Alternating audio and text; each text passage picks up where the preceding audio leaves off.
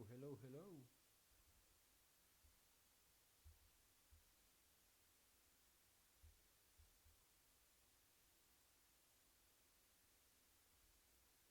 Ba, ba, ba, ba, ba.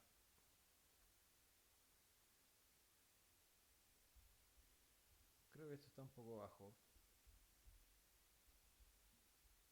Sí, está bastante bajo.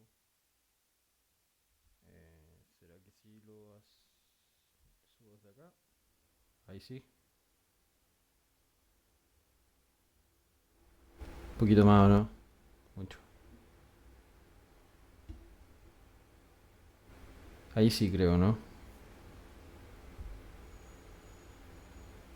A ver, dos audífonos.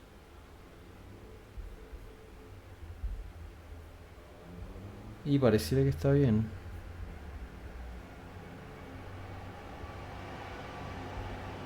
Pero se escucha como mono, ¿no?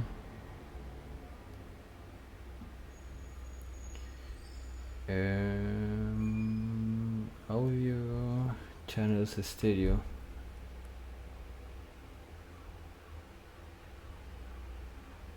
No entiendo esto. Pero no importa.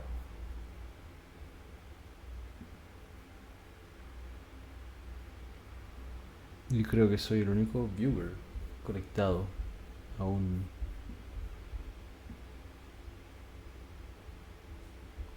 Ojalá que llegue alguien para conversar.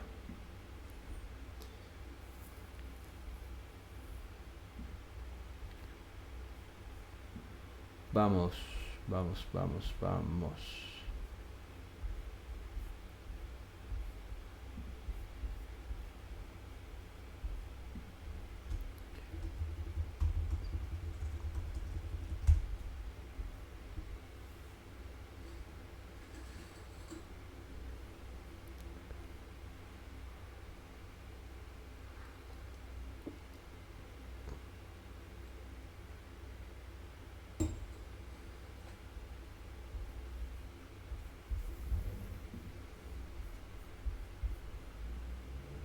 Bueno, esperemos que llegue alguien, si no voy a comenzar tal cual nomás, no importa.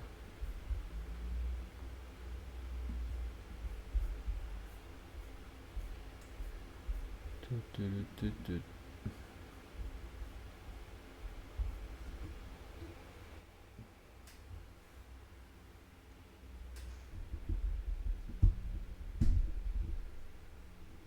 Quizás acercar un poco más el micrófono.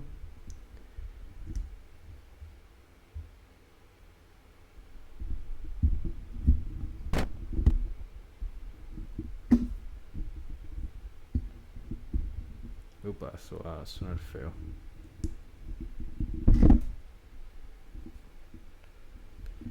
Ahí o no.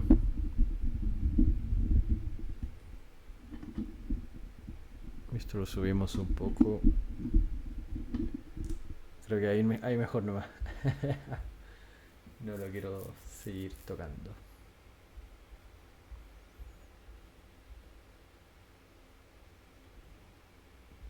Y sí, pues, miren, hay micrófono nuevo. ¿Qué tal? Ya no está el micrófono de los audífonos.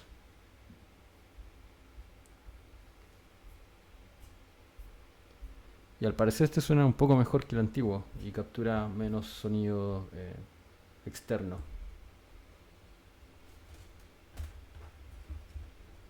Creo, no estoy seguro.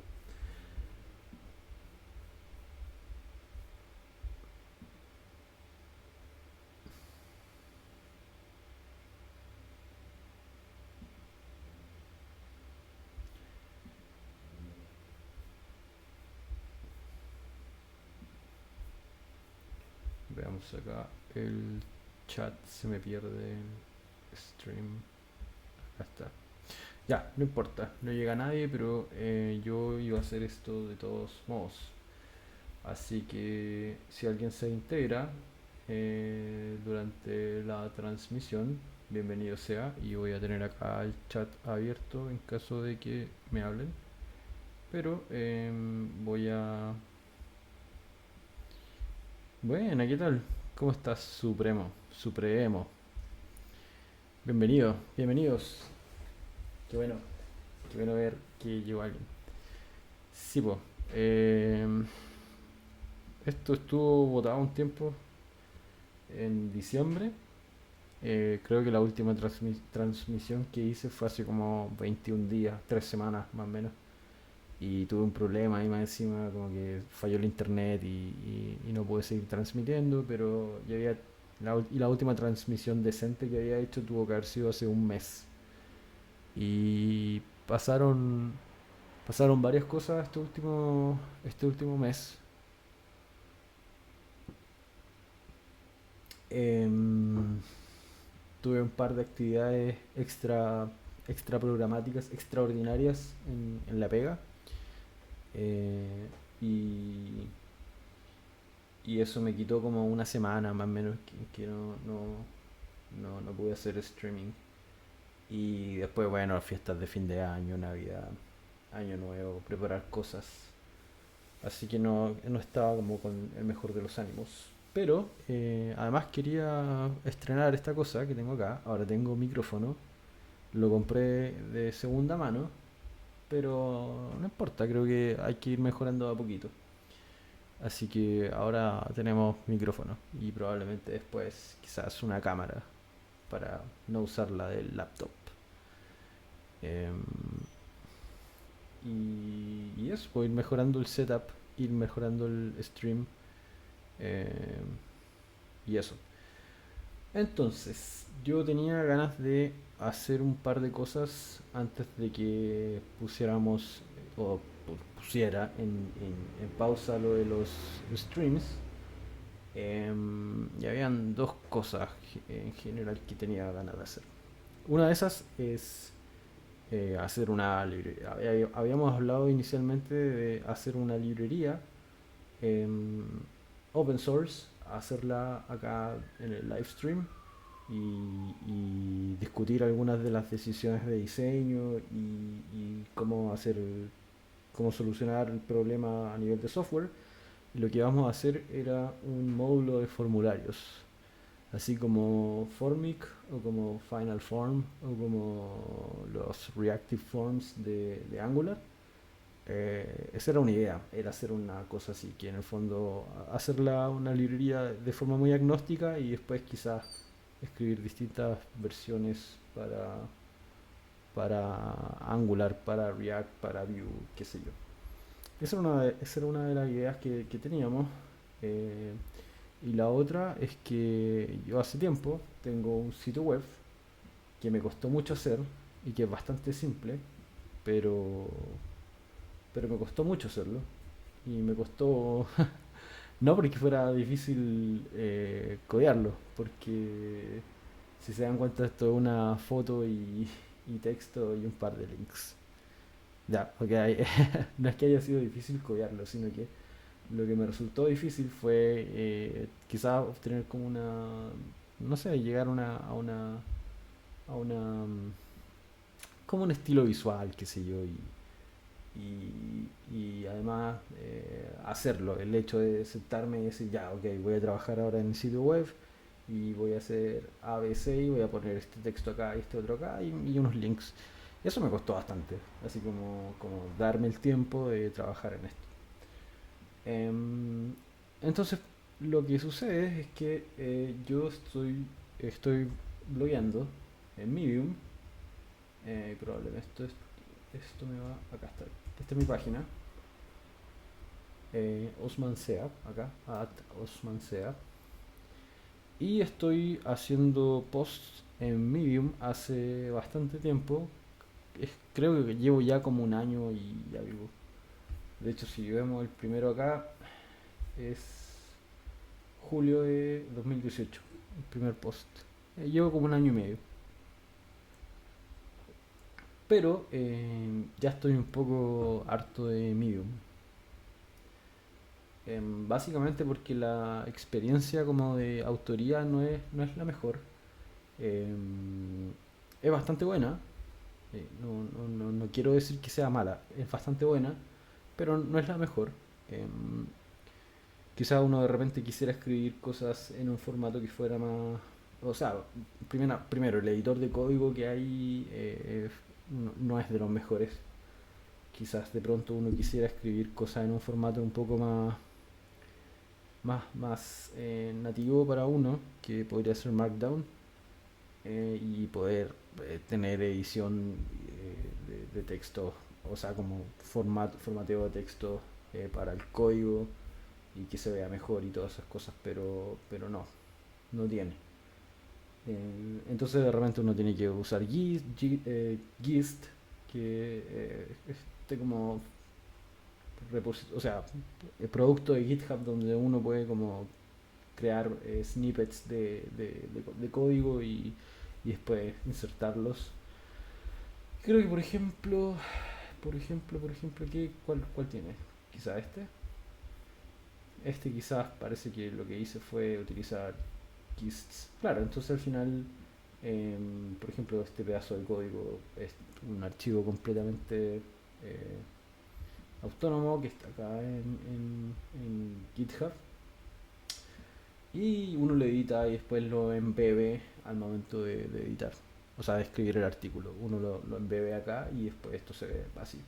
El problema es que uno tiene que estar yendo como de un lado hacia el otro. Cuando estás trabajando en el artículo, estás escribiendo algo y después quieres editar el código, hay que ir de vuelta al gist y editarlo y hacer un commit básicamente. em, y no es tan práctico. Y no es muy práctico, pero la ventaja es que tiene como es mucho más familiar leer este código con highlight de sintaxis y ese tipo de cosas. Pero en otros casos, cuando uno no quiere hacer esto, puede escribir snippets de código directamente en Medium. Y este artículo no tiene ninguno, pero estoy seguro que este sí. Y vamos a ver acá, esto por ejemplo. Entonces uno ve acá que esto está como con un texto, con un fondo gris y una tipografía monospace. Y claro, uno escribe acá el código, etcétera, etcétera. Pero este tiene un problema como de indentación, saltos de línea, como que copiar y pegar un pedazo de código del editor de código al editor de texto acá de Medium es bastante molesto.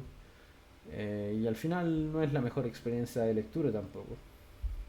Y esto al final también en mobile se ve pésimo. O sea, si yo acá voy, por ejemplo, ah, quedemos con este mismo formato. O sea, acá ya en el fondo, o sea, esto tiene un par de caracteres y digamos que hace un salto de línea.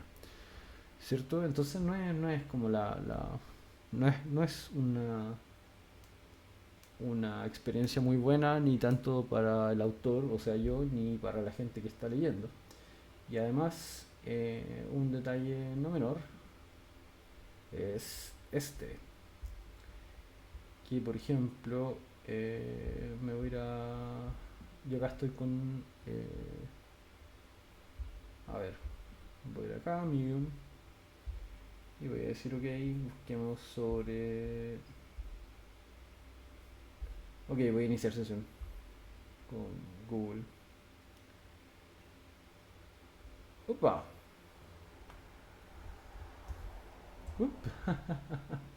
Wow. Ok. ¿Dónde está el OBS? Voy a ocultar esto un minuto. Pup. Y... bueno, creo que tenía el...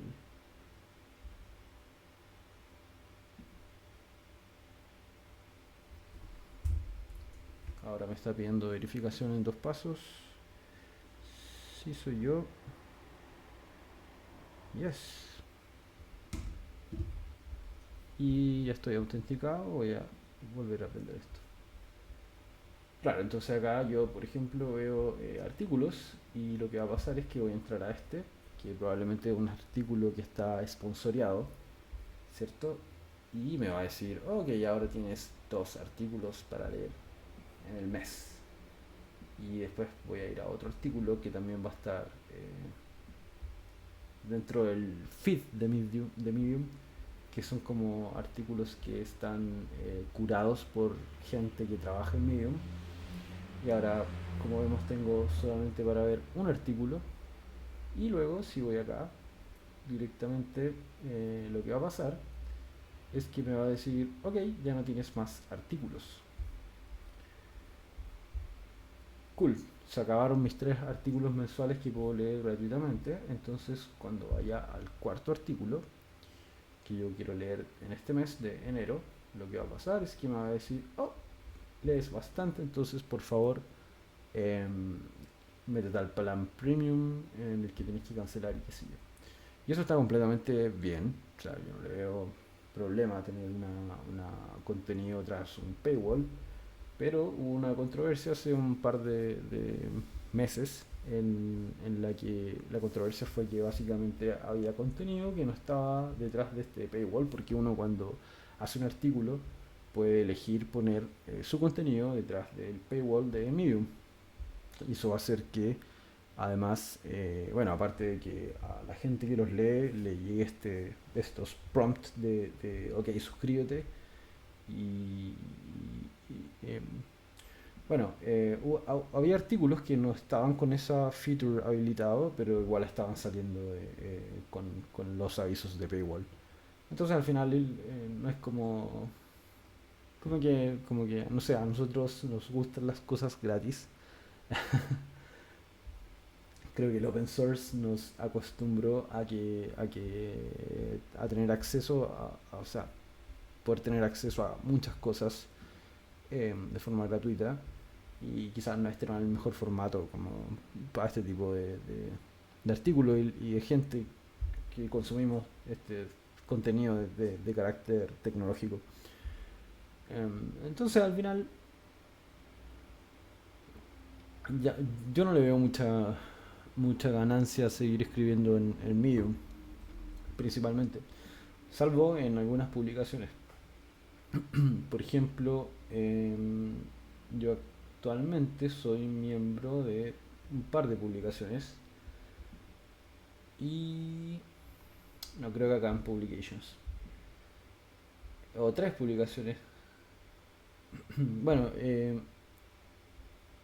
soy escritor en Corner Shop Tech, que es el blog de Corner Shop, la empresa en la que trabajo. En Devs Chile no he publicado, pero en Angular Chile sí he publicado y ahora estoy publicando en Noders, ¿cierto? Entonces, el único valor que yo le veo ahora a publicar en Medium es contribuir con alguna de estas publicaciones o comunidades de desarrolladores. Es lo único, como la única motivación que me tiene en este lugar. Pero algo que creo que no he, o sea, que algo que he estado pensando mucho es que podría hacerlo directamente en mi página web, en mi página personal, postear acá primero y luego mover el contenido a Medium, ¿cierto? Y podría hacer publicaciones en, por ejemplo, la página de Noders o de Angular Chile cuando esté escribiendo de Angular, o de Corner Shop Tech cuando esté escribiendo cosas relacionadas con mi trabajo, y de Chile en algún momento me gustaría escribir ahí también. Em, y eso, hacerlo directamente acá en mi sitio web y después mover ese contenido a Medium al lugar que corresponda. Entonces me gustaría hacer eso. Pero, y aquí viene el pero, yo aquí voy a abrir mi proyecto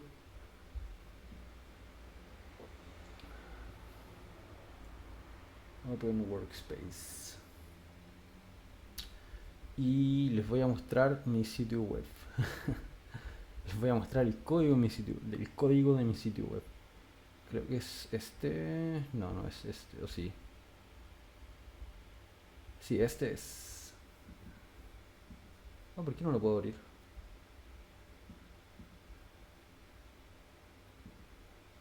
Hmm,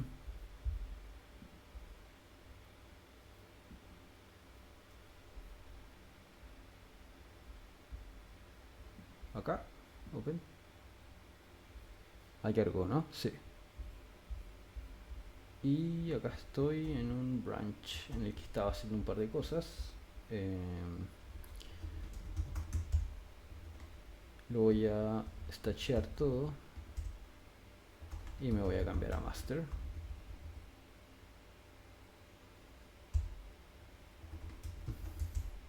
Y voy a borrar todos los archivos que no están estallados. Y creo que status, bueno, los voy a tener que remover.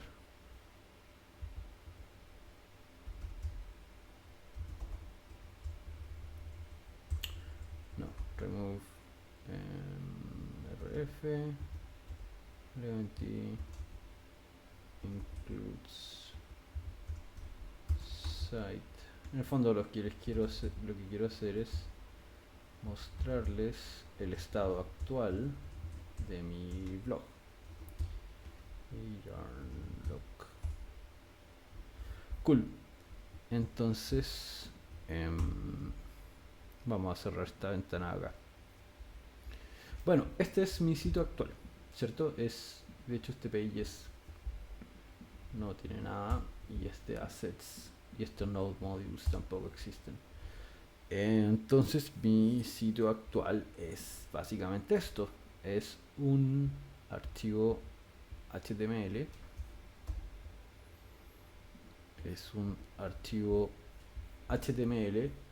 que no tiene nada del otro mundo, y de hecho tengo acá un pedazo comentado. Y es solo HTML común y corriente, ¿cierto? Entonces, y tienen acá un CSS muy básico, o sea, 200 líneas, y JavaScript no tiene nada. De hecho, estas cosas son cosas que iba a utilizar en algún momento, pero nunca la hice. Entonces al final este sitio no tiene absolutamente nada.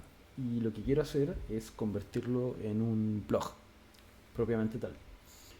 Entonces quiero hacer de este sitio un blog y además mover todos los artículos que tengo actualmente en Medium acá y seguir publicando acá.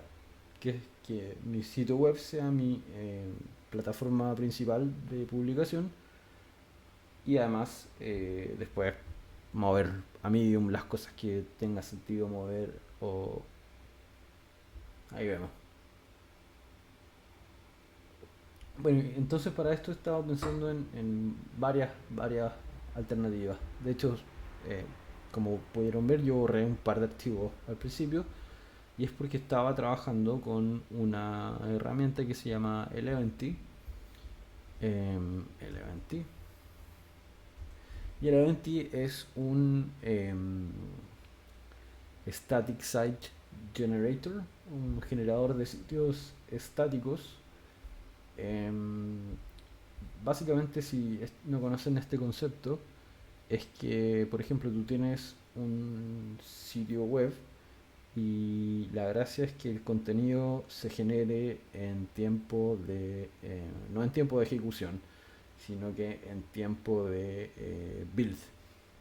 Ya, entonces, imaginemos, por ejemplo, si yo tengo un blog y lo hago como una aplicación más que como un sitio web. Si yo tengo un blog, probablemente lo que voy a hacer es que voy a tener una lista de posts. Esos posts los voy a traer a través de una API y los voy a consultar, y después cada uno de esos posts los puedo consultar y ver el detalle del post, o ver como el post completo, ¿cierto?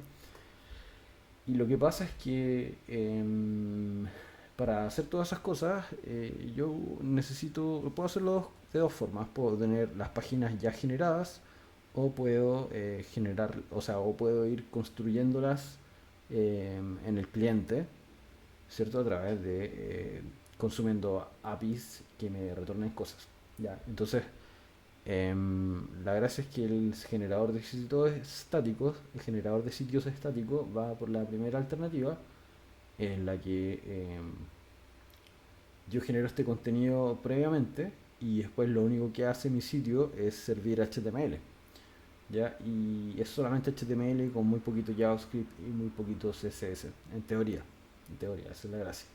La gracia es que todas estas cosas sean HTML, Pero al momento de uno desarrollar, tiene ciertas conveniencias. Por ejemplo, escribir los posts no en HTML. O sea, por ejemplo, si yo quiero hacer un post nuevo, no genero un HTML nuevo donde tengo que escribir todas estas cosas con párrafos, tags de HTML y ese tipo de cosas, sino que probablemente lo voy a hacer en un formato que sea mucho más amigable y mucho más que sea mucho más simple escribir, como Markdown, y después todas estas cosas se van a procesar y se van a generar los archivos HTML específicos para cada uno de estos posts.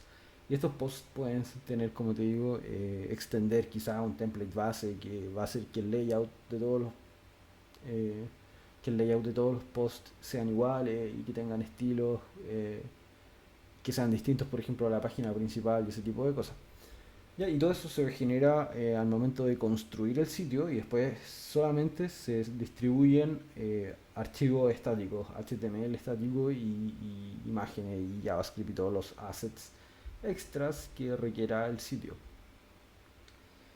Em, claro, pero en tiempo de desarrollo, cuando yo estoy escribiendo estas cosas, tengo como una infraestructura que me permite hacerlo como con hot reload y tener cosas más como por ejemplo cuando uno desarrolla una aplicación web, hacerlo como un poco más dinámico, si podríamos decirlo de una forma, y luego genera esta versión estática que es mucho más fácil de indexar, que te da mejor SEO y cuestiones y ese tipo de cosas. ¿Ya? Porque básicamente todo el contenido está renderizado. Y, y bajo esa premisa tampoco necesito tener un servidor, como pagar yo una máquina, sino que lo puedo subir a un servicio como Netlify, como Site, en donde básicamente es como un hosting, no sé en verdad cómo llamarlo, pero es la tendencia que se conoce como Jamstack y serverless también. Entonces, chup, disculpa. Jamstack es JavaScript APIs en Markup. Es básicamente una forma de hacer sitios web sin servidor, solo con JavaScript APIs y Markup, ¿cierto? Eso suena extraño. Y lo otro también es serverless, que serverless no es sin servidores, es con menos servidores, básicamente. O sea, en vez de tú levantar tu propia infraestructura de servidores, puedes correr funciones que se encarguen de hacer cosas que haría el backend, por ejemplo, en funciones hosteadas en Firebase o en Amazon Web Services o en distintos lugares. Entonces quiero irme como por ese lado. Em, quiero migrar el blog, o sea, migrar el sitio web, que ahora es un HTML plano, común y corriente. Quiero hacer algo con algún framework que permita hacer este tipo de cosas. Y hay varias opciones. Creo que la más, o sea, y aquí viene una parte en la que como que me abruma un poco, eh, porque digo que hay varias opciones, y sí, hay demasiadas opciones, entonces me abruma un poco como la elección de tecnología, como decir, ok, esto lo voy a hacer con A, B, C, eh, me da cosas, o sea, como te digo, o sea, una cuestión de que hay demasiadas opciones, o sea, hay 30 opciones para hacer esta cuestión, 30 tecnologías distintas y cada una tiene sus ventajas, desventajas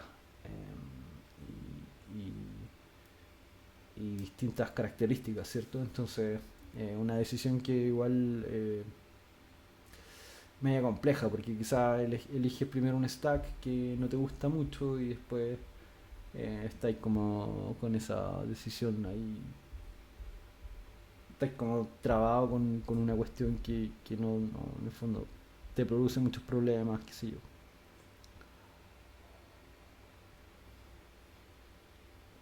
O no sé. no sé. Entonces, esa decisión me atormenta mucho, por gracioso que suene, que como que algo que vaya a ser como en tu tiempo libre y que en el fondo debiera ser relajante, como que te, porque es algo que te gusta, te vaya a atormentar. Pero sí, me atormenta bastante. Entonces voy a aprovechar de tomar un poquito de agua porque hace mucho calor. Em, y fue algo que puse en Twitter hace una semana, 2 semanas. Y dije, pucha, quiero hacer esto, quiero mirar mi sitio web actual a hacer quiero hacer un blog, pero quizás quiero usar esta tecnología o no sé qué tecnología quiero usar. En verdad lo que más me estresa es elegir qué cosa usar. Y alguien me respondió algo muy interesante y no sé dónde está. Pero creo que fue, no sé si fue José Ocampo o Juan José. Alguien me respondió. Bueno, en fin, lo que me respondieron fue que en el fondo tomaron una decisión. O sea, porque claro, la gracia era hacerlo acá en el livestream. Y fue como, ok, ¿por qué no mejor escoger algo que esté en boga y que sea como una tecnología que esté como muy requerida, muy utilizada y en el fondo esto sirve también para la gente que esté mirando aprenda en el proceso, ¿cierto? Y yo quizás, o sea, yo probablemente voy a aprender harto haciendo esto porque no he trabajado con ninguna de estas herramientas exhaustivamente. Entonces, creo que al final las opciones se reducen a dos. Una sería Gatsby, y no es el restaurante, no es el buffet. Eh, una de las opciones podría ser el Gatsby y la otra quizás sería Next. Y Next.js, esto es un framework. Bueno, ambos dos frameworks son básicamente. Oh, yo no le cambié el nombre al livestream. Esto se llama patrón del observador en JavaScript. Ups. Bueno, en fin, estamos haciendo otra cosa hoy. Ese era el nombre del livestream anterior. Ya. Claro, al final estos son dos frameworks que están basados en React. Usan React como tecnología base. em, pero cumplen como dos funciones distintas. Y en el fondo sirven para dos cosas distintas, pero o sea, también tienen como un área de conjunción, ¿no? En donde resuelven quizá un problema parecido. Entonces, ¿qué es Gatsby? Gatsby es un generador de sitios estáticos, ¿cierto? Que te permite construir websites y apps. Y aquí está esa distinción entre qué es un website y qué es una app. Una app, bueno, un website podríamos pensar, bueno, da lo mismo. En fin, entonces, de hecho, veamos este. Dice, ¿cómo funciona Gatsby? Pull data from anywhere. Data sources, básicamente tú puedes consumir datos desde CMS como Contentful, Drupal, etcétera, archivos Markdown, o data, que pueden ser APIs, bases de datos, YAML, archivos JSON, CSV, etcétera. Luego, existe un paso de construcción en el que utiliza básicamente GraphQL y HTML, CSS y React. Entonces, a través de GraphQL, Gatsby expone como una forma en la que uno puede hacer query o consultar todas estas fuentes de datos que pueden venir desde APIs, que pueden venir desde archivos estáticos, que pueden venir desde un proveedor de contenido como WordPress. Luego construyes eso, consumiendo esta información y luego haciendo UI con React, eh, generáis básicamente páginas que son estáticas entre comillas, porque igual tienen React por delante orquestando algunas cosas. Y lo bueno es que estas páginas se pueden después deployar a cualquier servicio que en el fondo soporte estos sitios estáticos, o sea, solo frontend, como Netlify, GitHub Pages, SitNow y ese tipo de cosas. Y eso es Gatsby, ¿cierto? Y yo lo he usado un par de veces, he tratado de hacer un par de cosas con Gatsby, pero siento que lo que menos o lo que más me molesta, lo que menos me gusta, y probablemente es como la parte cool de Gatsby, es GraphQL. Esta parte del sistema no me agrada. Y la razón por la que no me agrada no es porque yo crea que GraphQL no es una buena herramienta, pero sino no me agrada porque no la entiendo. ¿Ya? Em, Recuerdo que las dos veces que he hecho el tutorial de Gatsby al principio, veo la parte y dice, ok, esta es una query de GraphQL y así puedes obtener data de por aquí y después se la pasas a tu componente de tal forma. Y yo digo, que, ok, esto, o sea, entiendo que la, o sea, entiendo que la infraestructura está construida para poder consumir data desde distintos lugares, desde distintas fuentes, pero no me hace sentido. O sea, es como no quiero usar GraphQL para esto, ¿cierto? Debe ser muy útil para muchas cosas, ¿cachai? Pero para este tipo de cosas digo, ok, creo que el, el gap entre poder decir, ok, quiero utilizar esto y quiero ser productivo con esta tecnología es GraphQL. Y no sé, yo no lo siento bueno, aparte que no trabajo con GraphQL en una base regular, entonces es una cuestión completamente desconocida para mí. No siento que sea la mejor forma de aprenderlo también, em, porque es muy específico quizás de Gatsby, em, o quizás aquí estoy hablando puras weas, pero en el fondo para mí esto es como no un punto de venta, porque en el fondo no entiendo cuál es el valor que esto me da para construir el sitio estático. O quizá yo soy muy tonto y no logro darme cuenta.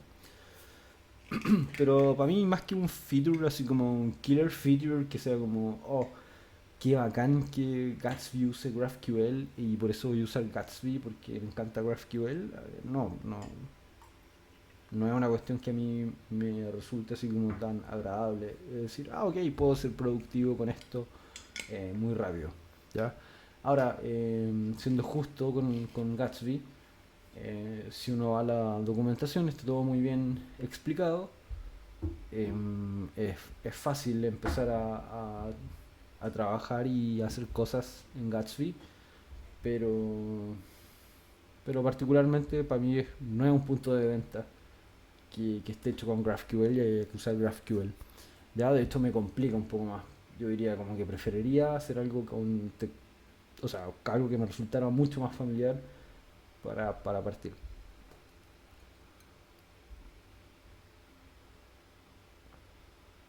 Bueno, y la otra opción sería Next. Y, em, y Next he leído la documentación una vez, creo, que iba viajando en un bus y la leí así como en el teléfono. Y se ve bastante interesante. ¿Ya? La diferencia es que Next, en vez de hacer generar sitios estáticos a partir de assets, a partir de como estas interfaces construidas en React que consumen data de alguna fuente de datos, Next es más como Es como una. Es como una página antigua, hecha en Ruby, una cosa así. O en Django, no sé. En el fondo hace renderizados desde el lado del servidor. Pero, pero la gracia es que uno escribe Next utilizando componentes en React. Y uno hace páginas que están hechas en React. Y la gracia es que esta Next es un framework que toma estas páginas, las renderiza en el servidor. O sea, cuando por ejemplo, digamos que yo tengo un sitio hecho en Next y visito la página, lo que va a retornar Next no va a ser, va a retornar HTML, que va a ser el producto de estos componentes que se están renderizando en el servidor. Va a retornar HTML y va a retornar JavaScript, y lo que va a hacer es que después lo va a hidratar. Ok, entonces la respuesta inicial es HTML y JavaScript. Entonces ese HTML llega mucho más rápido al cliente que si, o sea, fuera un HTML, por ejemplo, vacío, y además yo recibo un JavaScript muy pesado que tengo que evaluar, tengo que esperar a que se descargue, que bueno, después se parsea, se evalúa y se ejecuta. Y ahí yo recién puedo ver mi página web. Em, lo que hace Next es que esta página va y la renderiza como HTML en el servidor. Entonces cuando yo visito una URL, recibo la página ya renderizada y además el JavaScript que va a hacer que ese markup sea dinámico y yo pueda interactuar con él. Entonces eso es lo que hace Next. ¿Ya? Y por ejemplo dice, ok, con Next se puede hacer server-side rendering de React y es fácil, no importa dónde vengan tus datos. Dice static exporting, eh, exportar un sitio estático con Next es tan fácil como un solo comando. Ok, viene con style.jsx, pero es como... Bueno, tiene otras alternativas para usar CSS en JavaScript, que no es algo que a mí en particular me guste mucho, pero no estaría más probarlo. Viene con un CLI bastante bueno, eh, y todo lo que uno requiere, eh, como por ejemplo code splitting, routing basado en la organización de los archivos, hot reloading eh, al momento de desarrollo, universal rendering, no sé qué, esto es como renderiza en cualquier lugar, me imagino. Y bla bla bla bla bla bla bla. Muchas cosas más, ¿cierto? Y lo bonito de Next es que lo desarrolla la gente de Site. De Site. O Sit, no sé cómo se. Sit. No, esto no es. Esto no es Site, man, ¿o sí?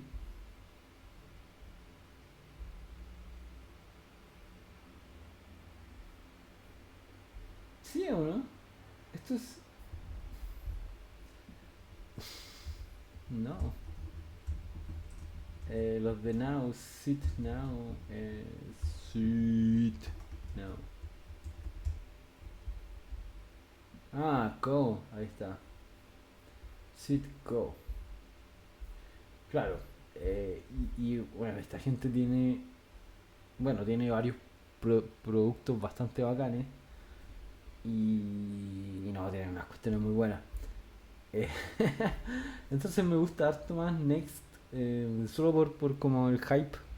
O más que el hype, me gusta mucho más como el lore detrás de Sid que detrás de Gatsby. Entonces, creo que. Y además, como que no hay que usar GraphQL por obligación, creo. No, estoy seguro que no hay que usar GraphQL por obligación.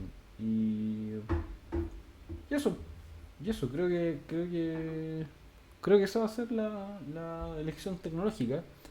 Y obedece como esa sugerencia que me dieron de que utilizar una tecnología que estuviera muy en boga, porque esto también le puede ser útil a quien esté mirando. Así que eso es lo que vamos a hacer.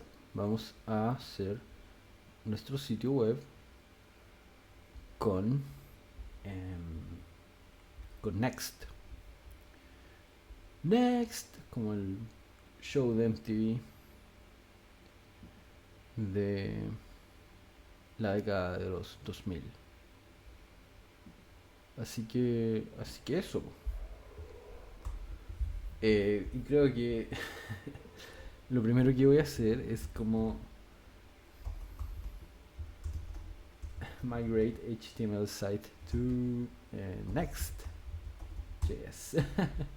Veamos, pues. Veamos qué es lo que hay. Export into a static HTML app. Creo que podríamos partir por el getting started. Pero, mira, acá hay un post.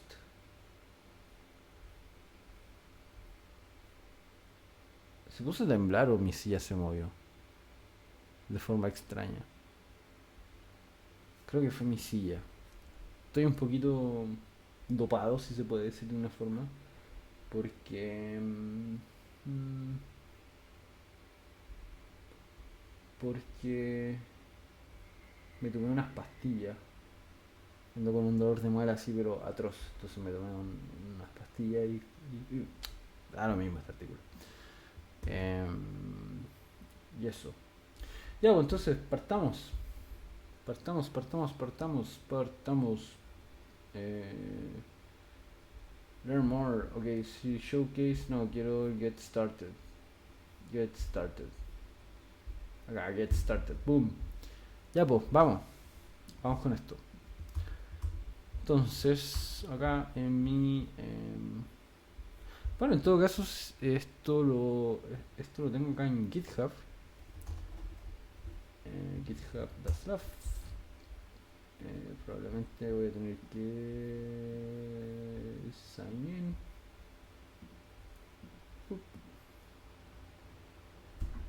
Ajá, me llegó el código de verificación de 2 pasos. Y aquí voy a tener que apagar un poquito de nuevo el browser. Chrome, ¿cierto? Sí. Para introducir mi dígito de verificación. Que creo que daría lo mismo, ¿no? Si lo introduzco frente a todo el mundo. Acá en vivo. Desde el live stream. Y esto queda para la posteridad. eh, registrado. Daría lo mismo. Yo creo que sí, daría lo mismo. Pero no me voy a arriesgar. Así que... Así que lo voy a ingresar acá. A escondidas. Ignore. Y para esto estoy usando Authy. Ok, listo.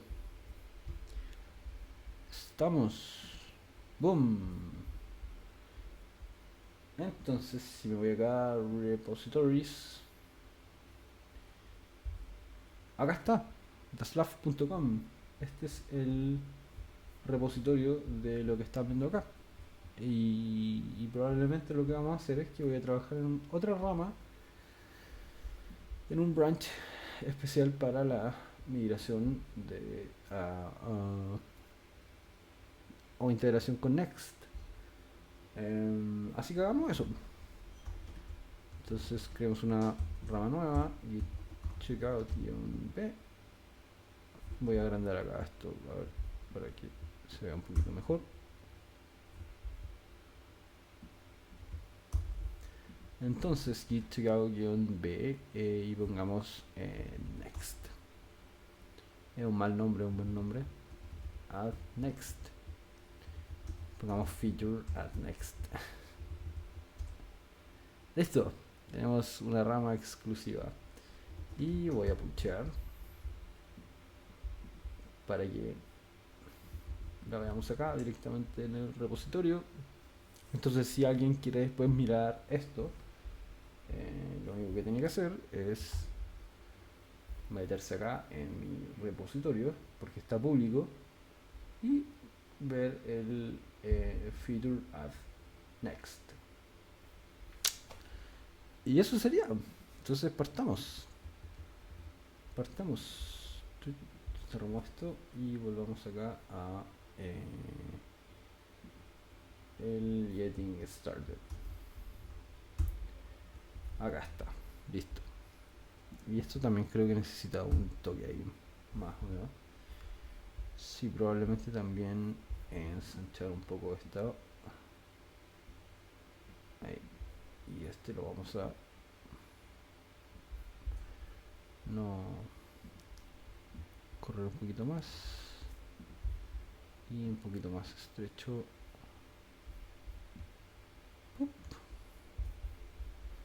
Ya, pues, perfecto. Y este ahí. Ok, entonces getting started con next.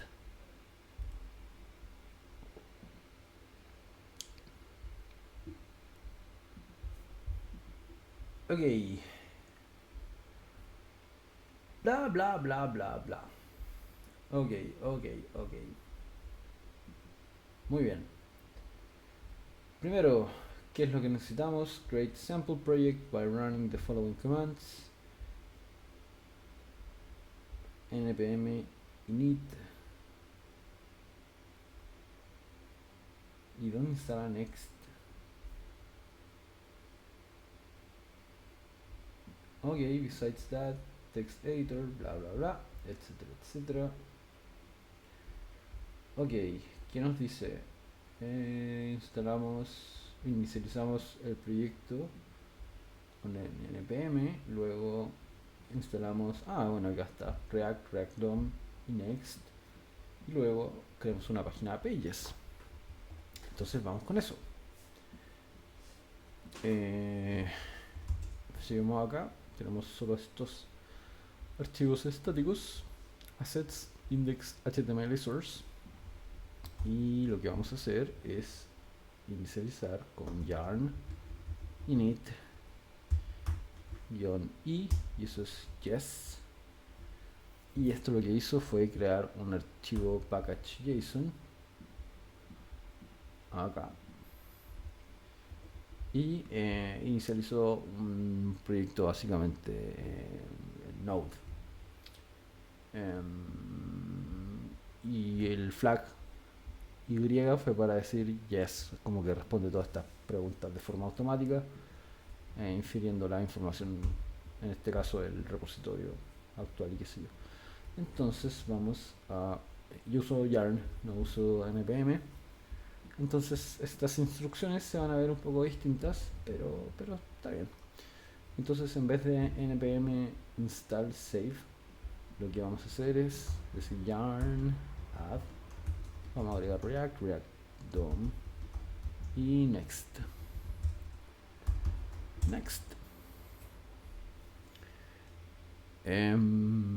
Y eso, vamos a ir viendo la documentación y resolviendo problemas según vayan saliendo, porque como les digo, yo leí como la documentación una vez, pero no la seguí como lo estamos haciendo ahora con el computador, ¿cierto? Instalando paquetes y haciendo ese tipo de cosas. Así que yo solamente leí esto quizá una vez, con suerte. Y espero que sea suficiente, ¿no? No, espero que esto sea divertido. Si al final van a ir saliendo cosas y las vamos a ir resolviendo en el camino y va a estar todo bueno. Ok, entonces luego abre tu package.json y vamos a los scripts. Entonces escondamos la consola, estoy acá en el package.json y vamos a agregar unos scripts acá. Entonces como instalamos dev, vamos a hacer un script dev que va a ejecutar el comando next que acabamos de instalar, y además vamos a tener un build y un start. Build, start, start. Este va a ser next build y next start. Básicamente vamos a usar start o build y van a ejecutar este comando next. Ok, dice, bueno, y there también. Ahora que todo está listo, run the following command to stop the server. Entonces esto probablemente va, o sea, esto trae un servidor de desarrollo que lo corremos con yarn run dev y va a inicializar algo en el puerto 3000, pero no encontró pages directory. Claro, porque la instrucción acá decía que crear un directorio que se llame pages y nosotros no lo hicimos. Entonces vamos a hacer mkdir pages. Y esto, si vemos la estructura acá, creó una carpeta pages que está vacía. Y volvemos a correr yarn run dev. Y ahora sí, inicializó nuestro puerto 3000.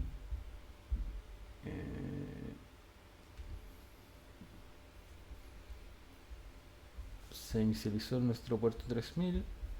Dice compile successfully. Entonces si vamos a localhost 3000, dice 404 dispatch could not be found, probablemente porque no hay un index, ¿cierto? Y ups, estaba jugando al lado de unos árboles con mi hijo hoy día y tenía como una pedazo de rama pegada al pelo, weón. Qué mal. Bueno, ya pues, cerramos esto de GitHub y volvemos acá. Ok, bien. ¿Qué dice? Open localhost, bla bla bla. Ok, what's the output you see on the screen? ¿Qué es lo que vemos? Es un 404. Y creo que esto va a estar bien, ¿o no? Sí, efectivamente. Ok. Primera parte lista. Nos resultó. Dice, oh, verás una página 404. Mira, esto tiene como unos puntos. Va juntando puntos en la medida en la que vaya avanzando en el tutorial. Bastante agradable. Ok, crear la primera página. Creemos nuestra primera página. Crea un archivo llamado pages/indexjs y añade el siguiente contenido. Ok, voy a minimizar esto. Ups. Y vamos a abrir acá. En pages voy a hacer un index.js, ¿cierto? Y vamos a hacer un componente que se llama index. Vamos a retornar return. Oh no, ¿qué estoy haciendo, por Dios? Vamos a retornar un div y acá un párrafo que diga hola mundo, y luego exportamos acá, exportamos el componente index. Cool. ¿Qué va a pasar ahora? Hola mundo, muy bien, genial. Ok, estamos bien hasta entonces. Hasta ahora exportamos un componente React desde pages index.js, desde el módulo pages/index.js. Likewise, you could write down your own React component and export it. Y hay que hacerlo con un export default. Y ahora dice, ok, trata de meter un error de sintaxis. Por ejemplo, si no cerramos ese tag p, bueno, aquí se va a quejar esto porque ESLint se va a quejar. Y acá me dijo que falló el compilar. Y dice, ok, hay un error mostrando el error de sintaxis, ¿cierto? Sí. Cool. Bien. Dice, Next va a traquear errores y los va a mostrar en el browser. Esto nos ayuda a identificar los errores y repararlos rápidamente. Una vez que arreglemos el problema, la página va a desaparecer instantáneamente sin una recarga de página. Y eso es gracias a el Hot Module Reloading de Webpack. Entonces, si nosotros cerramos este párrafo, vamos acá y lo vemos, ¡boom! Se recarga automáticamente. Y esto es porque Hot Module Reloading, el Hot Module Replacement Facility, básicamente lo que hace cuando nosotros tenemos un dev server, como el que estamos utilizando ahora, levanta un WebSocket entre el proceso de Node, que es este que está acá, corriendo este proceso de Node, y el puerto en el que se levantó el dev server. Y lo que va a pasar es que como este archivo cambió, Webpack genera, por ejemplo, una definición de módulos, que son todos los archivos que están en mi página, o sea, con un punto de entrada, en este caso si yo requiriera otros módulos, o en este caso este mismo módulo, si alguno de esos módulos o este mismo cambiara, lo que va a hacer es que va a reemplazarlo en caliente, el pedazo de código antiguo que había con el nuevo, y lo que va a hacer es que le va a mandar esa información al WebSocket. El WebSocket, o sea, a través del WebSocket se le va a informar acá al browser, y el browser va a volver a renderizar ese pedazo, o bueno, va a volver a renderizar toda la página con ese pedazo actualizado de JavaScript. Y eso es básicamente lo que hace el reemplazo de módulos en caliente. Ok, sigamos. Dice, oh, you're awesome. Qué lindo esto. Ok, construimos nuestra primera app en Next. Ok, cool. Y ahí estamos, po. Primera página en Next. Entonces, ¿qué cosa podríamos hacer ahora? De inmediato es que probablemente después nos vamos a meter con temas como meta tags y cosas por el estilo. Y lo que voy a hacer es que voy a tomar todo el... Bueno, primero quiero hacer algo acá, inspeccionar esto y ver qué cosas renderiza Next. Entonces vemos que sí renderizó el body y sí renderizó este div con ID Next, que es básicamente donde se debe montar la aplicación en React. Y luego este div y el p corresponden a estos div y p con hola mundo acá. Claro, entonces todo lo que yo escriba dentro de este index se va a renderizar acá adentro. Entonces lo que podríamos partir haciendo sería tomar todo lo que está acá dentro de main, copiar y pegar, y lo vamos a copiar y pegar acá. Ok, no. Lo vamos a pegar. Y primer problema, tenemos estos comentarios HTML. Borramos esta parte de abajo. Ok, entonces tengo esto acá. Format, document. De hecho, creo que algo que voy a hacer antes de seguir es añadir una configuración de prettier rc. Acá vamos a decir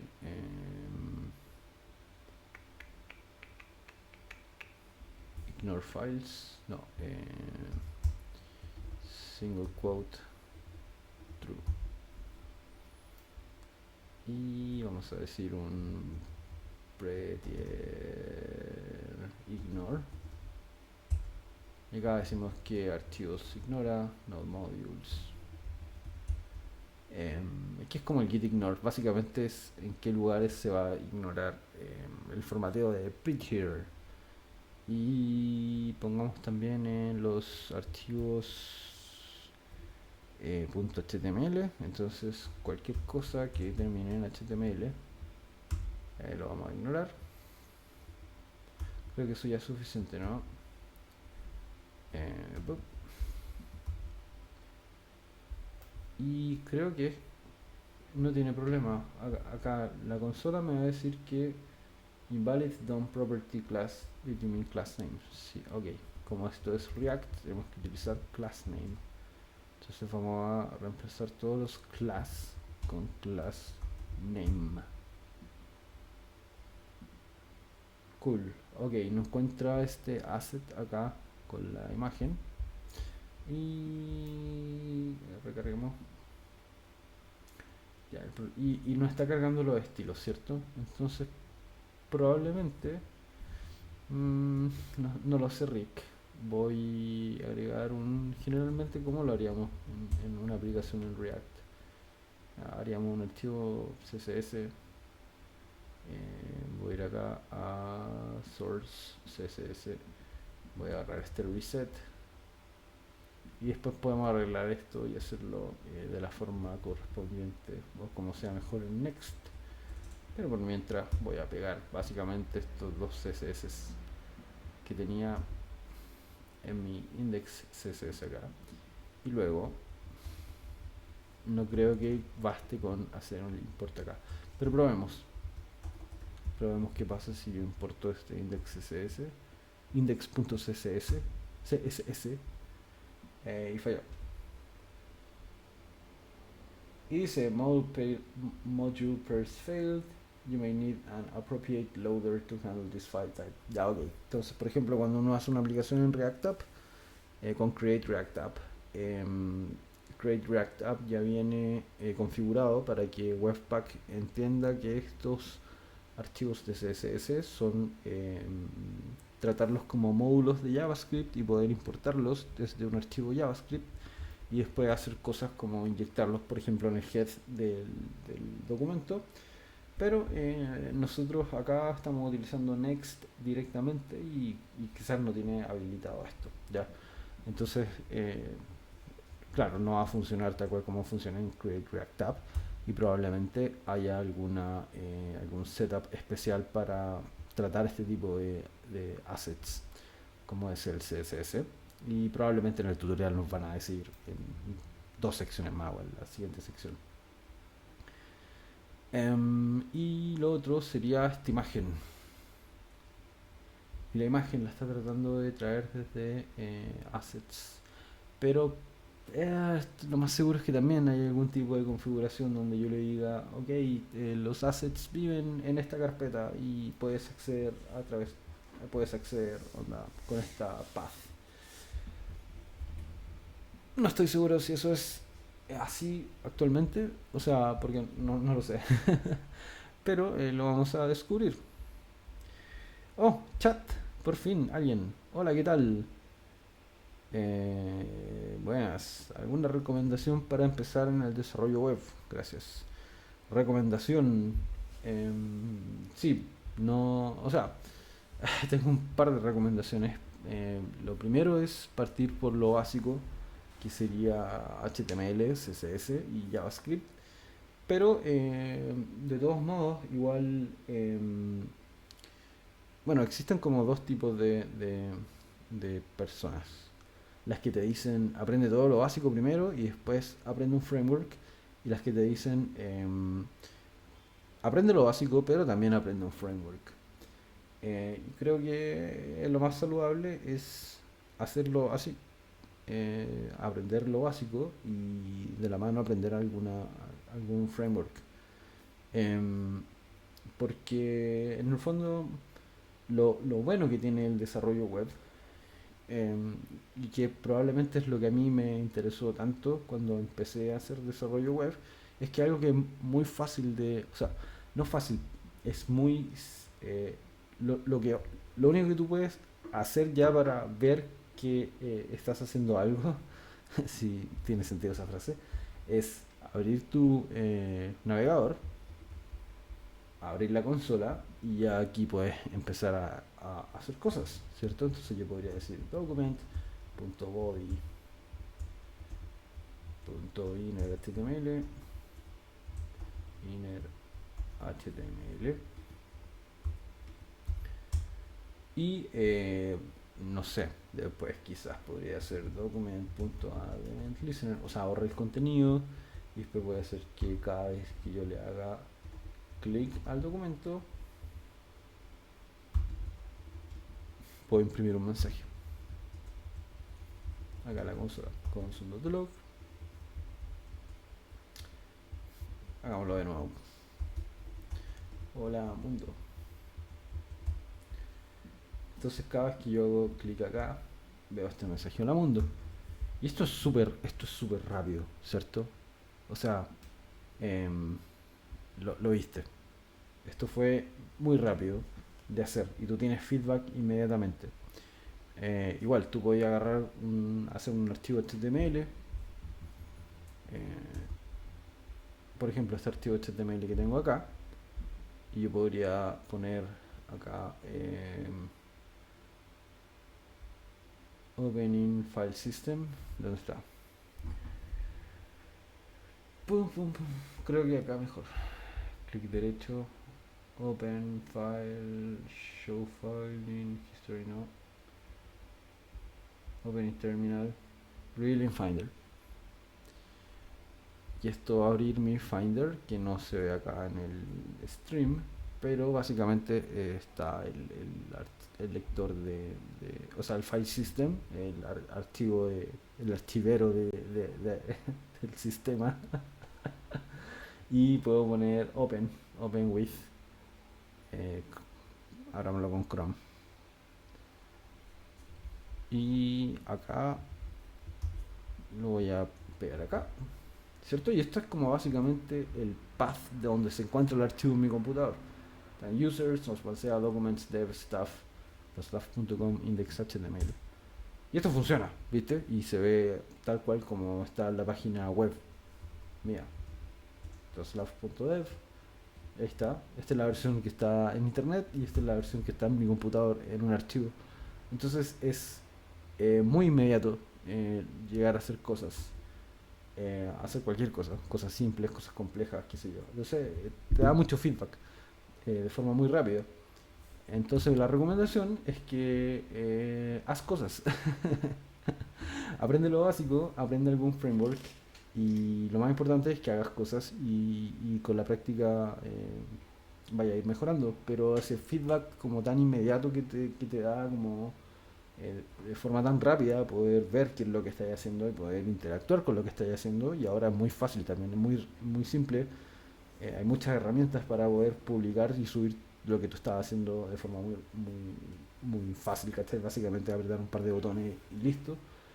Em, entonces hay mucho, es muy simple. El, Tú puedes hacer cosas y verlas y ver que son productos que están en internet y que otras personas pueden visitar. Y creo que esa experiencia de desarrollo no se vive si tú estuvieras, por ejemplo, haciendo una aplicación para Android o iOS. Tenés que hacer como toda una... O sea, mucho más indirecto. O hacer backend, como que, ok, haces backend y después le pegáis a una API con Postman. O sea, a través de Postman, y es como que te dice, ok, te pudiste conectar, pero eso como que no te da una sensación tan... no te da una sensación de que, ok, estoy haciendo efectivamente algo. Em, y eso es como una de las cosas como bacanes de hacer front.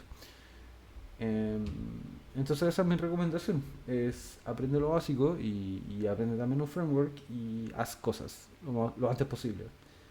Em, eso. Ahora, recursos donde partir, probablemente Free Code Camp es como, si alguien no lo conoce, lo voy a pegar acá en el freecodecamp.org, creo que es, y es básicamente una página donde hay cursos de JavaScript, CSS, HTML y tecnologías gratis.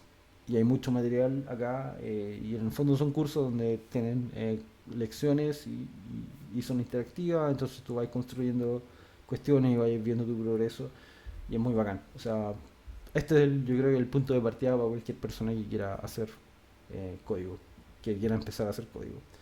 El problema es que está en inglés, entonces si no tienes manejo al menos básico de inglés, te va a costar un poco más, pero o sea, si no, diccionario nomás y chao, o sea, em, eso. ¿Dónde tengo montada mi página?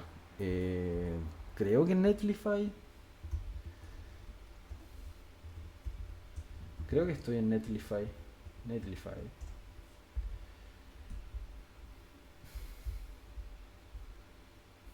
Voy a login. Sí, Netlify. Básicamente lo que hago es que tengo el login y voy a hacer login con GitHub. Sí, acá está. La última actualización fue el 2 de noviembre. La tengo en Netlify. Lo bonito de esto es que lo único que hago es hacer push en la rama master y se deploya una versión nueva del sitio. Y hacer la configuración de esto es también extremadamente simple. Es hacer un par de clics, linkear el repo y listo. Así que esto. Actualmente mi sitio está en Netlify y lo bueno es que creo que con Next podemos seguir en Netlify. Entonces probablemente no haya que cambiar nada acá. Quizás habilitar un par de cositas, pero, o sea, no le veo mucho más problema. Em, pero no estoy seguro, ¿ya? Bueno, entonces volvamos a lo nuestro. Ok, reemplacé todo el contenido acá y como podemos ver, los estilos no se ven y no puedo acceder a las imágenes, pero no hay problema, eso lo vamos a encontrar eh, eventualmente. Ok, entonces cerramos lo de Netlify y volvamos a Adiós Gatsby, adiós página y volvamos acá. Entonces, ahora navegar entre páginas. Ok, pudimos crear nuestra primera página web y ahora creamos otra. Y esto era una de las cosas que comentaba, salía al principio de la documentación, que el ruteo de las páginas están basados en el path del file system. Entonces, por ejemplo, si yo acá tengo pages, voy a acceder a esta mi página base que está acá en el root, acá como en slash localhost 3000. Si yo voy y creo una página que se llame about.js y esto va a ser un componente en React src about. Esto es un snippet que tengo para hacer componentes más rápido. Y acá le ponemos, por ejemplo, un h1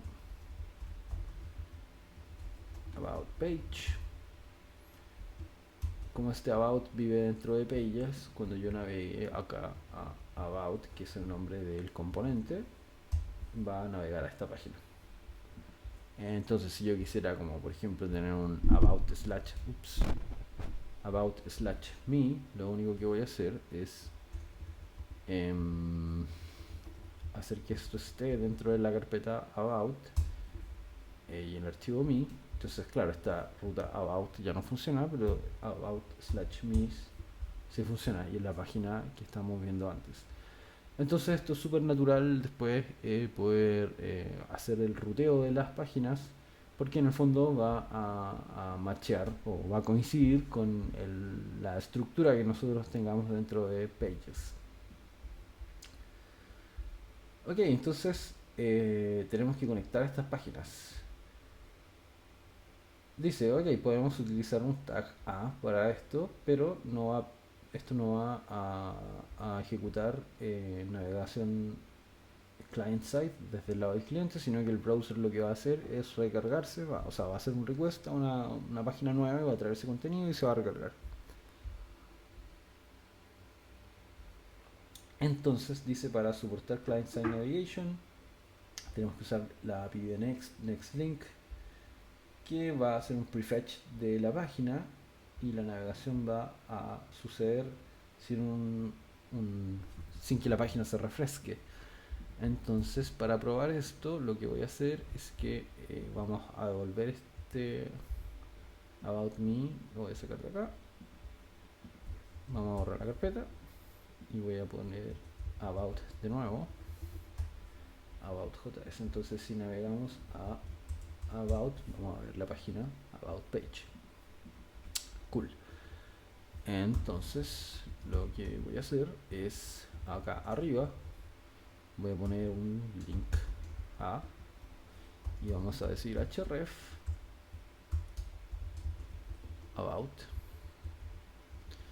un link a la página about. Entonces vamos a navegar a la base, a la ruta base. Saquemos este mensaje de acá y lo que va a pasar es que cuando yo le dé clic acá se va a recargar la página y eso no fue tan visible. Pero si nos damos cuenta, a ver, podemos simular un poco de latencia.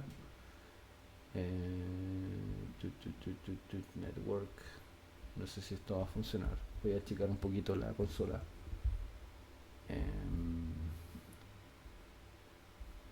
No, agrandemos esta ventana.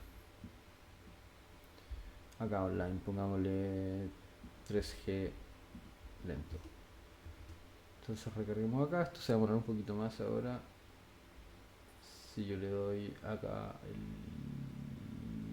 link, el clic al link, esperemos por favor, todo está cargando. Pongámosle online. Ok, ahí terminó. Voy a bajar de nuevo a 3G y voy a hacer clic en about page. Esto debiera borrarse. Bueno, ahí vemos que el browser estaba cargando. Entonces hizo como un fetch de nuevo. Que básicamente como funciona cualquier página web. O sea, si yo voy a Google y voy a un resultado, se va a recargar toda la página. Entonces volvamos a poner esto acá. Por favor. Un poquito más. Un poquito más. No tanto. Un poquito más. Así, ya. Bueno, en fin.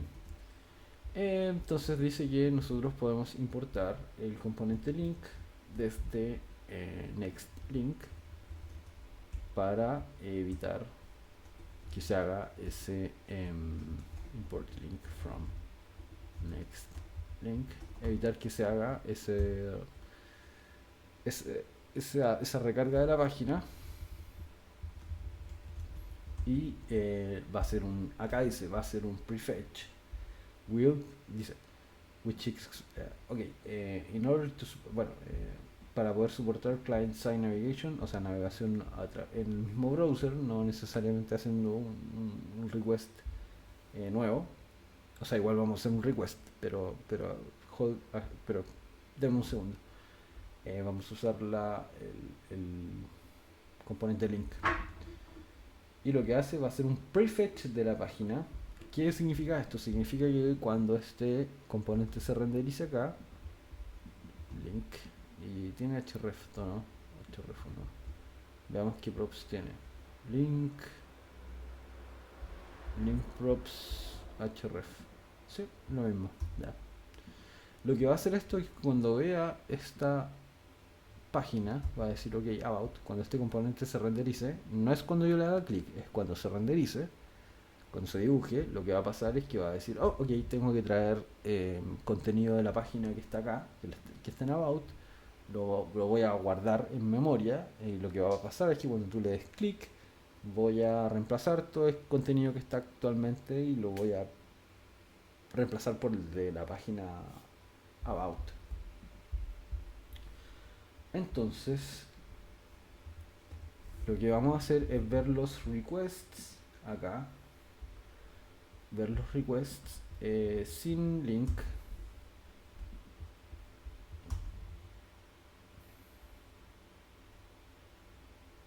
Pero el request sin link, pongámosle online. Ok, voy a ir a localhost 3000 y tratemos de filtrar algunos. Ok, fotos no, que necesito XHR, no, JS, bueno, en fin. ¿Cuántos son? 1, 2, 3, 4, 5, 6, 7, 8, 9, 10. 10. Trajimos 10 cosas. Y si yo les comento esto, probablemente ahora vamos a traer 11. 1, 2, 3, 4, 5, 6, 7, 8, 9, 10. 10. Sigue siendo 10, pero hay algo más que trajimos acá que antes no habíamos traído. Y no entiendo qué puede ser. Veamos acá. Pum, pum, pum. 32 puntos. ¿Y si lo sacamos? Upa.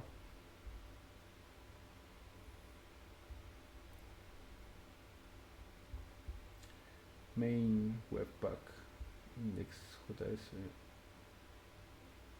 Creo que esto es 4 kilobytes.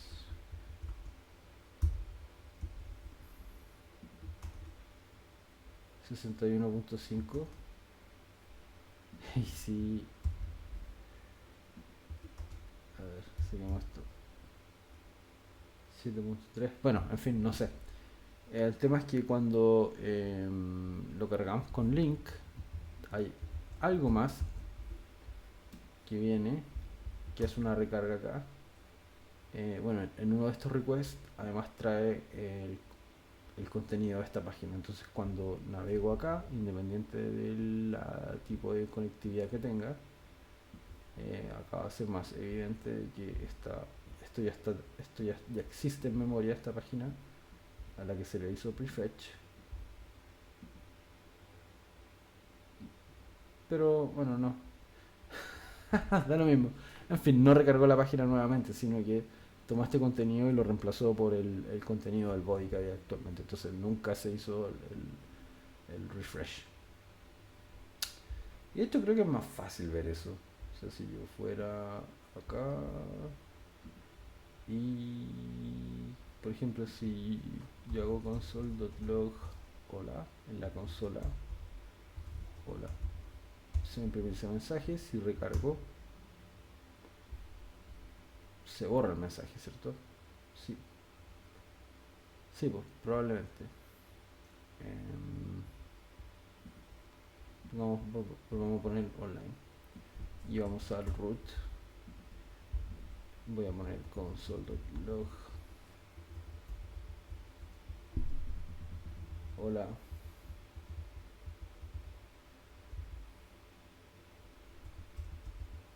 Oh, mira, si voy acá, vieron que el mensaje de la consola no se limpió, ¿cierto? Ahora en mi código, si esto lo cambio por un tag A común y corriente, voy a buscar acá por el console.log hola. Y ahora cuando navegue acá sí se va a refrescar la consola porque básicamente trajo una página completamente nueva. Y esa es la prueba de concepto. Pero me impresionó esto que dice que tengo que renderizar dentro de un link un tag A. No sé si se fijaron, me tiró un warning. Veamos si esto funciona tal cual como antes. Dice href está marcada como aunque requerida. Entonces será así, tal cual. Vemos que dice, ok, esto hagamos la prueba del console log. Bueno, funciona tal cual. Había que ponerle una A porque me estaba tirando un warning acá. Vengo por el sorteo del MacBook. No hay MacBook, lo siento. Yo no tengo MacBook, tengo el del computador, o sea, uso el del trabajo. Cuando estudiabas, ¿Cómo hacías para no equivocarte entre métodos de JavaScript, PHP y Java? Yo me mareo con esas cosas. Bueno, amigo, o amiga, o amigue. Amigo, yo no estudié. O sea, fui a la universidad y estudié ingeniería 2 años, pero ahí vi como un semestre de programación y después estudié otras cosas, nada que ver. Estudié música y estudié diseño gráfico. Entonces, no sé cómo responder tu pregunta. No, el único lenguaje que uso, o sea, PHP nunca lo vi, Java vi un poquito, el curso que tuve de programación en la U era en Java, pero cuando empecé a hacer JavaScript después, porque eso fue pues, el 2007, y yo empecé a programar de nuevo como el 2014, 2014, claro, entonces entre 2007 y 2014, 7 años de diferencia, ya no me acordaba nada de lo que había hecho en Java en algún momento. Pero al final, claro, o sea, si estáis estudiando tres lenguajes distintos, da lugar para equivocarse. Y solo una cuestión de práctica, yo creo. Memoria nomás. De todos modos, lo que sí es conveniente, o sea, al final estas cosas nunca te las vayas a aprender completamente de memoria, así como me sé todos los métodos de JavaScript, todas las funciones. O sea, probablemente si es lo único que usáis, sí, vaya a poder saber mucho, pero no, no te vayas a saber todo de memoria y está completamente bien eso. Entonces, al final, em, más que nada después saber cómo, ok, cuál es el problema que quiero resolver y cómo hacerlo, va a estar a una googleada de distancia. Em, o por ejemplo, si estáis trabajando acá, o sea, con un IDE o lo que sea, por ejemplo, si yo no me acuerdo cómo es el método para encontrar un elemento en un arreglo, probablemente voy a decir, ah, bueno, ok. Yo voy a decir, ok, una palabra para encontrar find. Entonces aquí tengo find y find index. Y ahora los IDEs y los programas para escribir código tienen mucha más inteligencia que antes y te pueden dar hints y ese tipo de cosas. También documentación por medio de CLI cuando corresponde y qué sé yo. Entonces igual creo que en el fondo la dificultad al final es...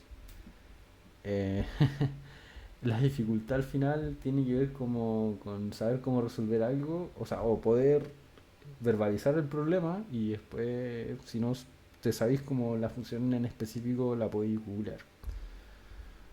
A ver, ¿qué dice? Disculpa, amigo, no había leído el resto de los mensajes.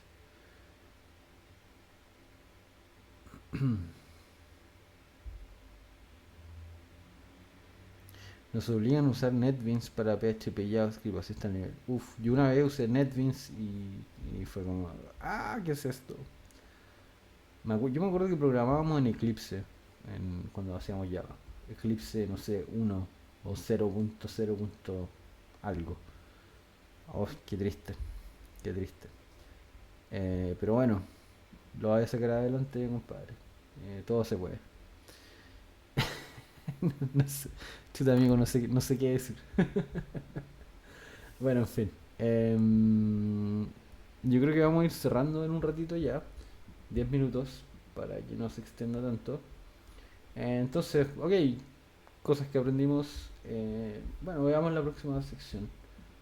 Y dice,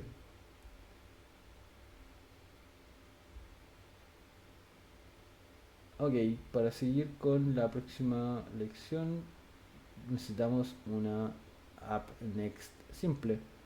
Bueno, y acá hay un demo, pero saltémonos el demo.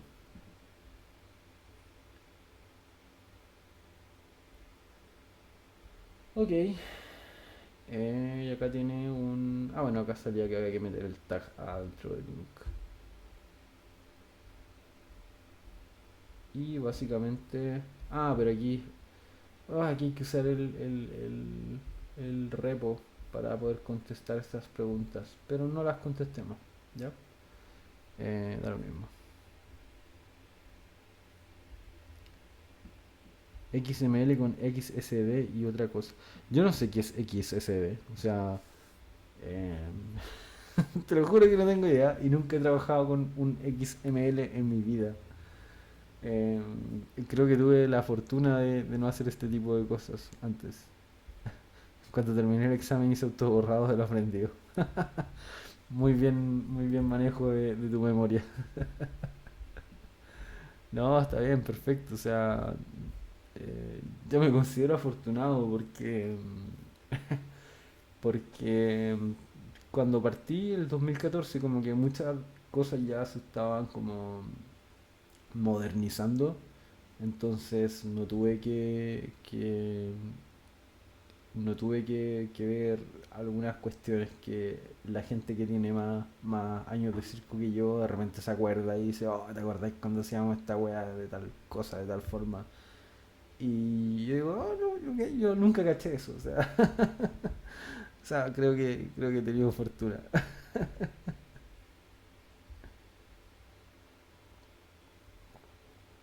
No, o sea, sé que es el XML, claro, entiendo, pero nunca lo he usado, o sea, ni el XSD tampoco, o sea, eso no lo había escuchado nunca. Pero sí, pues, em, lo que tú comentas sí tiene que ver mucho con el hecho de que las casas de estudio están muy atrasadas en cuanto a currículum. O sea, por currículum me refiero al set de cursos y ese tipo de cosas que tú veis, ¿cachai? Sí, pues entonces al final nunca, por ejemplo, o sea, tanto las universidades tradicionales como las privadas, como los institutos y ese tipo de cosas, o sea, nunca van a estar a la par o completamente actualizados respecto de cuáles son las tendencias tecnológicas o que están en la industria. Em, por básicamente una cuestión de que es mucho más demoroso cambiar una malla académica que, por ejemplo, hacer un framework nuevo. eh, o- y no sé, no sé, por ejemplo, Angular tiene un release cada 6 meses. React va un poquito más lento últimamente, están trabajando en muchas API experimentales y cosas del estilo, pero también, o sea, son como conceptos que avanzan muy rápido y es imposible como que estos centros de formación, eh, tanto sean universidades como centros técnicos, en el fondo vayan a la misma velocidad que la industria. Entonces pasa esto que en el fondo después estáis trabajando como con tecnologías que son súper antiguas y qué sé yo. Eh, sí, pues, o sea, igual, por ejemplo, no hay que, lo que comentáis tú, que en el fondo borraron, si eliminas el 90% de teoría inútil, eh,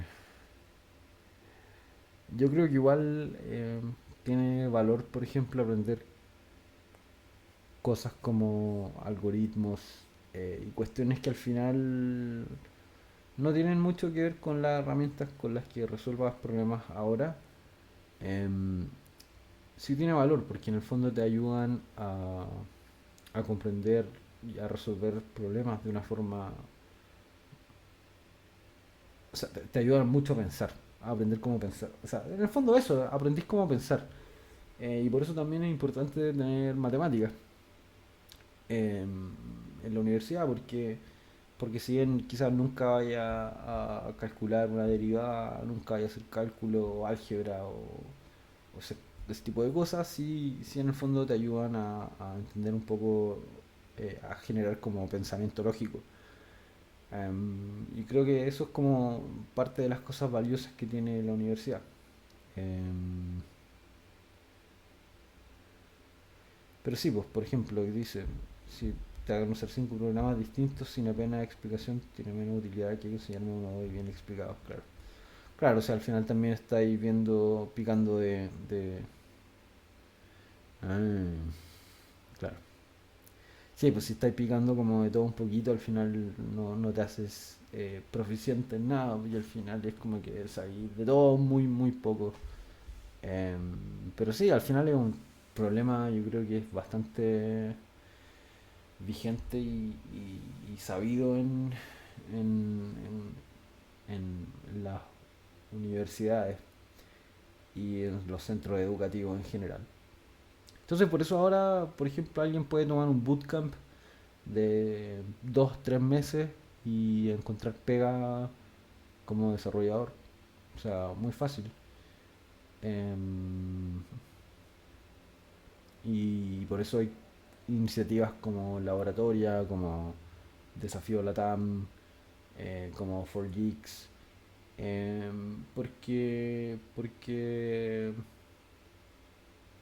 Porque no necesitáis 5 años de ingeniería para hacer software. O sea, para iniciar haciendo software. No necesitáis esos 5 años. Y probablemente esos 5 años son un montón de cosas, qué sé yo. Em, eso. Y Code Wars. Sí, sí, o sea, tú podéis tener claro, o sea, podéis tener entrenamiento en cuanto al algoritmo y ese tipo de cosas, pero al final sabéis resolver ese problema una vez y después lo resolvís, qué sé yo. Ya lo resolviste una vez, no tenéis por qué acordarte de la solución para siempre. Em, y, y sí, sí. O sea, y hay gente que hace programación de forma competitiva, que en el fondo entrena para resolver algoritmos de forma fácil, ¿cachai?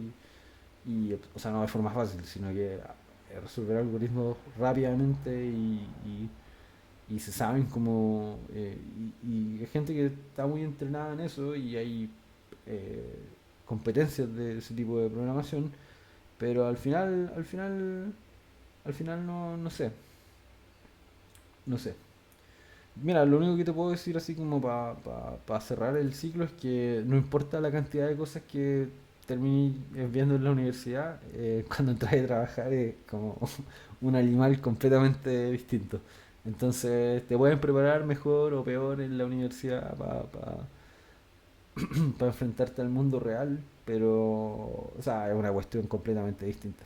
Así que, así que, eso. O sea, podéis, no sé, quizás tener la fortuna de estar trabajando con una tecnología que vaya a utilizar después cuando estés trabajando, ¿cachai? Eh, y te estén pagando por hacer cosas. Por ejemplo, podéis tener la fortuna de que en la universidad viste Python y después vaya a trabajar como backend y vaya a hacer Python y ese tipo de cosas. Pero después el mundo laboral es una cuestión. La universidad no te puede preparar para eso porque es completamente distinto. Y si yo hago páginas web. Sí, yo trabajo como desarrollador front. Trabajo en Corner Shop. Vendemos paltas por internet, básicamente. Bueno, o no vendemos palta, le llevamos palta a la gente. Y estoy trabajando ahí hace como 2 años casi, ya. 2 años ya. Muy feliz con mi pega actual. De hecho, de hecho, voy a aquí hacer un movimiento de cámara y no sé si se ve, pero tengo una polera con tomates y acá está más movimiento de cámara. Mi polera de Corner Shop. Em, y sí, no, full stack. Mira, la opinión, la opinión de todo el mundo es que los full stack son backends que saben, dicen hacer front, pero en el fondo no hacen front. Eh, entonces al final la gente dice, no, si yo hago full stack y puedo hacer buen front, y al final es mentira, o sea, porque para hacer front no solo necesitáis como habilidades como de programación, sino que también tenéis que tener un poco de conocimiento de diseño, un poco de conocimiento de experiencia de usuario y tener como una cuestión, o sea, tenéis skills que obviamente también un back tiene, pero tenéis otro tipo de skills también y trabajáis en otro tipo de soluciones, trabajáis en otro tipo de problemas, entonces es muy difícil que una persona como que está partiendo recién tenga como, sea un buen full stack, o sea, o sea, yo he visto muchos así como ingenieros, desarrolladores con un año de experiencia que dicen yo soy full stack, o sea, bueno, no, mentira, tú eres back o tú eres front, o trabajas en infraestructura o en algo, y además quizás cacháis un poquito de esta otra cosa, pero probablemente no hacéis ninguna de las dos cosas bien, o ninguna de las cosas bien. Entonces yo creo que al final uno se tiene que especializar. Creo que es mucho mejor para uno porque puedes dirigir mejor tu carrera y podéis enfocarte más en una cuestión y podéis aprender más que si dices, no, voy a tratar de resolver todos los problemas del mundo. O sea, yo te digo, yo tengo 5 años, casi 6 años de experiencia y yo hago front y algo cacho de back, así muy poquito. Y últimamente me he puesto a hacer como algunas cosas un poquito más orientadas al backend, pero yo no me llamaría full stack ni cagando, o sea, weón, ni cagando, o sea, ni que me dijera y weón, te doy plata para que te digáis que full stack ni cagando, yo no haría eso porque en el fondo no es real, ¿cachai? Y si hago back voy a dejar la cagada probablemente. ¿Quién más solicitado? O sea, no te va a faltar pega si estáis de back o de front. Yo creo que lo más importante eh,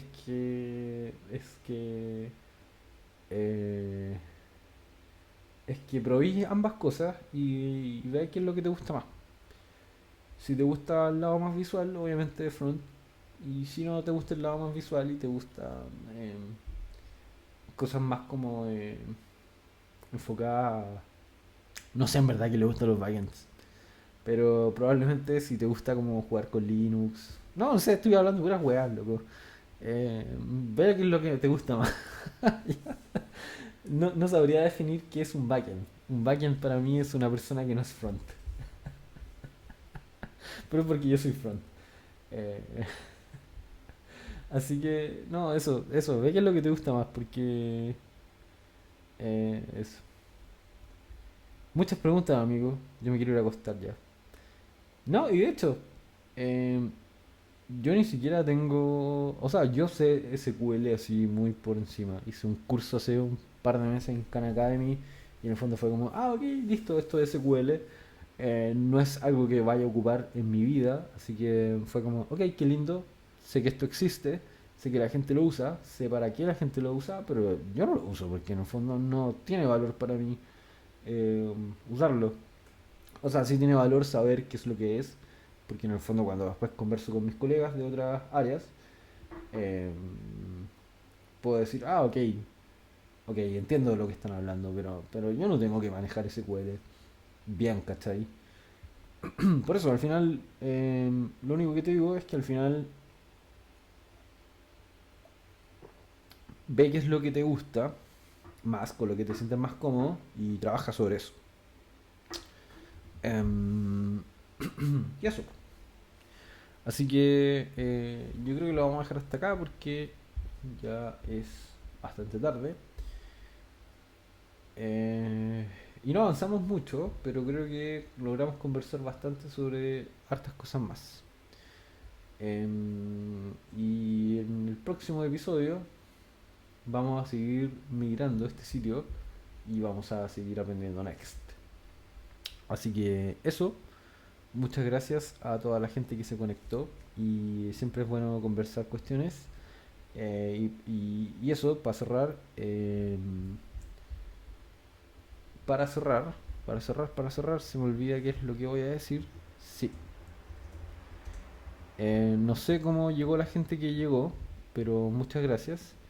Pero yo estoy acá en twitter.com/daslav Y generalmente voy a ir posteando los... bueno, no generalmente, probablemente voy a ir posteando cada vez que vaya a haber un live stream. Mi intención es hacerlo todos los lunes y los jueves a la misma hora, a las 11 de la noche. Y eso. Pero el próximo lunes lo voy a hacer en YouTube, no por Twitch. Lo vamos a hacer en YouTube porque algo que me han dicho muchas personas es que es poder ver los live streams después, porque igual es un poco tarde, la hora a la que lo hago es un poco tarde y la gente no se puede conectar. Entonces me ha pedido mucho hacerlo, o sea, subir los videos. Y en Twitch quedan guardados solo por un par de días, creo que son 2 semanas. Entonces como que dije, ok, lo hago en Twitch y después lo subo a YouTube, pero igual es como que tengo que editarlo un poco porque si no van a ser 2 horas de mí hablando cosas y quizás mucho rato muerto. Y eso. Pero el tema es que si lo hago en YouTube, el live stream, la grabación queda guardada para el resto de la historia. Entonces creo que el lunes lo voy a hacer en YouTube. Igual voy a avisar por Twitter cuál es el link y ese tipo de cosas. Así que eso. Muchas gracias por venir a todos los que vinieron. Sí, de Twitch se pueden pasar a YouTube, pero igual como que tengo que subir el video, dejar el computador prendido, estar ahí como revisando, qué sé yo, configurar cosas. Es mucho más inmediato si no tengo que hacer nada. Si no, no tengo que hacer nada para que quede guardado para siempre, mejor.